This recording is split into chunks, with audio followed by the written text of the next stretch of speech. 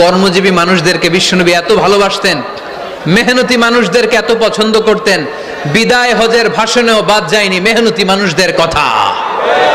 তিনি বলেছেন, খবরদার খারাপ আচরণ করবে না, নিজেরা যা খাবে তাদেরও তা খাওয়াবে, নিজেরা যা পড়বে তাদেরকেও তা পড়াবে। সুনানি ইবনে মাজার হাদিস, শ্রমিকের ঘাম শুকিয়ে যাওয়ার আগে তার পারিশ্রমিক দিয়ে দাও। আবার বিশ্বনবী বললেন, খবরদার, সালাসাতুন আনা খাসমুহুম, কিয়ামতের দিন 3 শ্রেণীর ব্যক্তির বিরুদ্ধে আমি আল্লাহ নিজে মামলা দায়ের করব। এক শ্রেণীর ব্যক্তি যে ব্যক্তি শ্রমিক ভাড়া করে কাজ করালো কিন্তু তার টাকা দেয় নাই, তার পারিশ্রমিক দেয় নাই। আল্লাহ বলেন, কিয়ামতের দিন তোর বিরুদ্ধে আমি দাঁড়াবো, I will be against you in the day of judgement. কেউ তোরে কিয়ামতের দিন সাহায্য করে ছুটাতে পারবে না। আবার শ্রমিক ভাইরাও যারা আছেন, আপনাদের ডিউটি যত ঘন্টা ঠিক তত ঘন্টাই পালন করতে হবে, তা না হলে কিন্তু আপনাদের উপার্জন হালাল হবে